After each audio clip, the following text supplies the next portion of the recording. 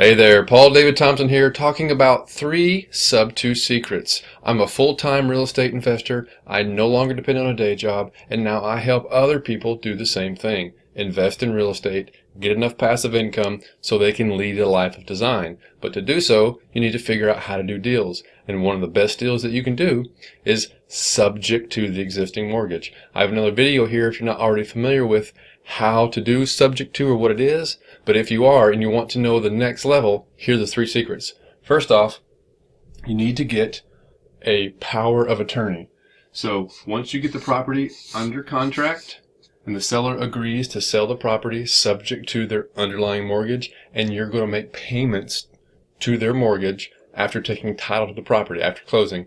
Well, at closing, one of the pieces of paperwork that you really pretty much have to get is a power of attorney. It's a limited and specific power of attorney that allows you to permission to deal with that property and basically change the insurance, update specific ideas around that property. It does not give you general power of attorney, which allows you to do whatever you want. It gives you limited and specific power of attorney when it comes to that property and updating the insurance. And that's what's so important about getting a power of attorney, is when you contact the underlying bank or the lender, you want to update the insurance so that you can put your insurance on there and cancel the seller's insurance if it hasn't already been canceled. And the only way you can do that and have the authority to do so is to get a power of attorney. Otherwise, the bank, the lender, is not going to talk to you because they believe that the borrower still owns the property, and the borrower is the one that has the right to call about their account.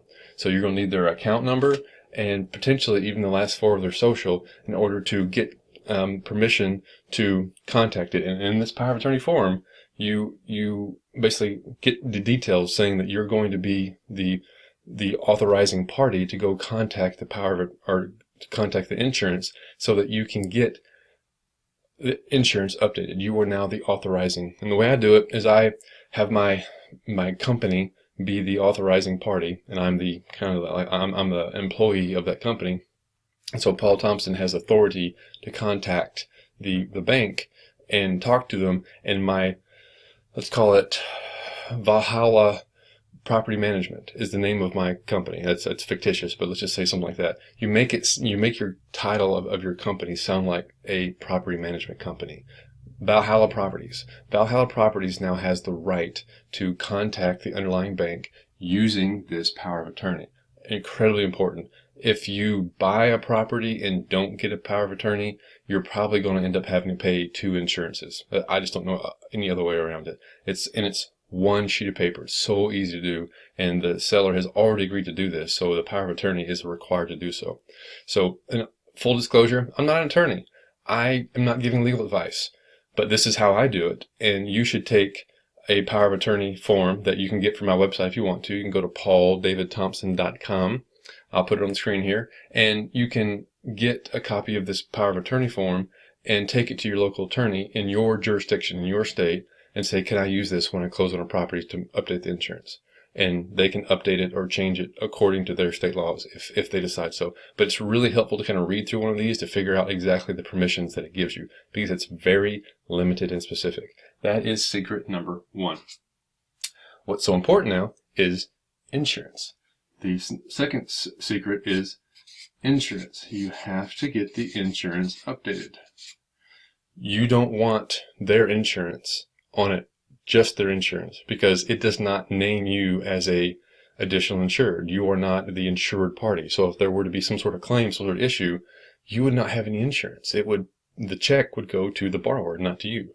So when you take title to the property, you want to get the insurance updated with the title to your entity, to yourself, named as the primary insured, and then have the additional insured being either your LLC and the borrower's name. So whoever the borrower is, you want them as an additional insured on your insurance. It's really important, because if you can probably submit your insurance, get insurance, and send it to the bank to update and replace their insurance on their files, but every year or so, they'll come through and they'll do an audit and figure out why is their borrower not on the insurance. And then they'll do a force-placed insurance, and you'll be paying 2 insurances on your mortgage payment, and you don't really need to or mean to.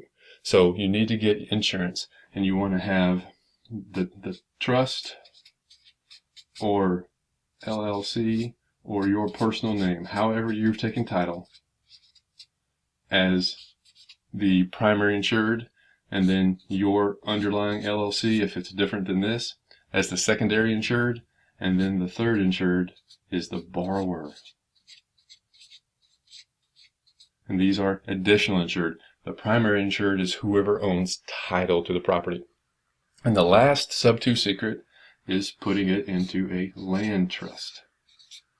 And I have a video on land trust that I'll put up here that talks about what the value of a land trust is and how you can use it in a sub 2. In this case, you're going to have a property, and it's going to be titled in the 123 Main Street Trust, and we'll call it R. Brown as trustee. R. Brown is just a trusted friend, fictitious in this case, but they're just a financial friend. They're a trusted person. They are your trustee, and technically R. Brown as the trustee owns title to the property. The reason we do this for a sub 2 is to kind of hide the fact that the title has transferred.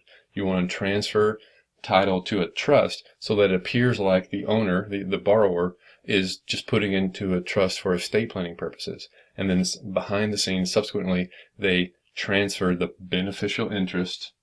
So it was the borrower at first. The borrower created the trust, and then they assign this to your LLC.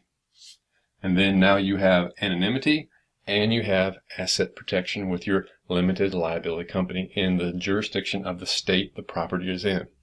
Those are 3 secrets on how to do a sub 2 effectively, profitably, and a great way to buy properties without a ton of your own money. You are using somebody else's underlying mortgage instead of you having to qualify for the bank loan yourself.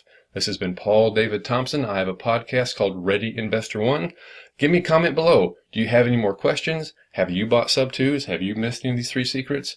I'm here to help. Hey, if you enjoyed the video, make sure and give it a like and subscribe to the channel so you can watch future videos, and make sure and hit the notification button so you can get notified when new videos are posted. And right now I have additional videos for you right here.